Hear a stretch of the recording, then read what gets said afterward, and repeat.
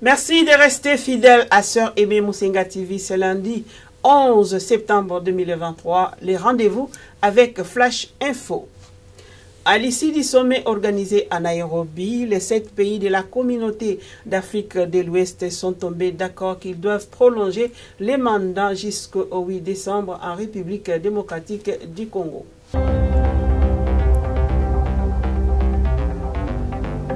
Trois numéros sont désormais disponibles pour dénoncer les magistrats véreux. C'est ce qu'a annoncé les procureurs près de la Cour de cassation, M. Firmin Mambou.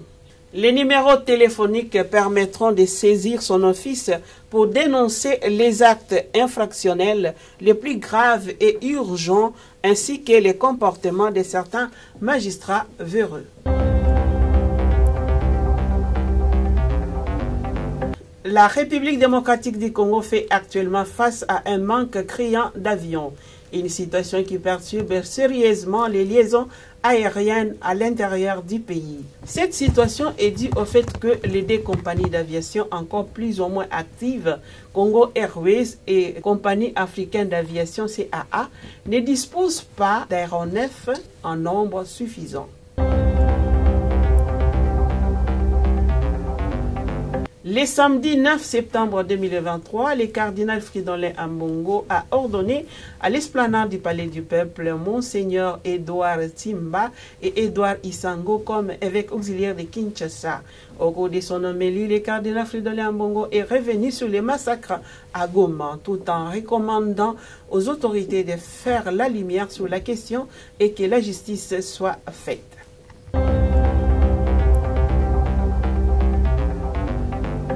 En République démocratique du Congo, les tueries par la garde républicaine à Goma, au Nord Kivu, dans l'est du pays, continuent d'effrayer la chronique. Une affaire qui vient salir le régime Tshisekedi à 3 mois des élections générales. La coalition Lamuka, dirigée par Martin Fayulu, dit de ne pas croire à l'enquête diligentée par les gouvernements en rapport avec la répression sanglante des adeptes de Wazalendo la semaine dernière à Goma. C'est par ici que nous mettons point au Flash Info de ce lundi 11 septembre 2023, place présentement à la réflexion du jour. Qu'est-ce qu'est l'objectivité? Les termes objectivité est le contraire de la subjectivité, mais elle enferme beaucoup de significations. Au sens ordinaire, il invoque l'impartialité, le fait de considérer les événements indépendamment de ses intérêts, de ses convictions ou des préjugés. Au sens ontologique, on considère comme objectivité ce qui existe effectivement indépendamment du savoir humain. Nous pouvons dire cet homme est objectif. Cela signifie que c'est la qualité de quelqu'un qui porte un jugement sans faire intervenir des préférences personnelles. Jean Piaget a fait remarquer dans l'épistémologie génétique que l'objectivité demande une décentralisation, une distance par rapport aux préoccupations humaines, personnelles ou collectives. Voilà comment souvent ça arrive quand nous ne sommes pas objectifs. Nous lisons les choses de notre manière. Regardez ce qui se passe dans notre pays. On s'attache à la tribu, on s'attache à la région, on s'attache au parti politique, on s'attache aux personnes. On n'a pas les yeux objectifs de lire les choses. Pourtant, quand on est objectif, parce que l'objectivité nous rend libres, on est libre. L'objectivité nous aide à dire la vérité. Ça nous épargne de l'hypocrisie, de la flatterie. Ça nous aide à être libres.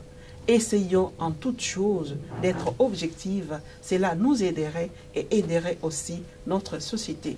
Voilà, c'est ici que nous mettons point aussi à la réflexion du jour et essayons d'autres objectifs dans tout ce que nous voyons, dans tout ce que nous saisissons, dans tout ce que nous disons pour que nous puissions être utiles à la nation et aussi dans notre propre vie. Au plaisir de nous retrouver le lundi prochain avec encore un autre thème de notre réflexion.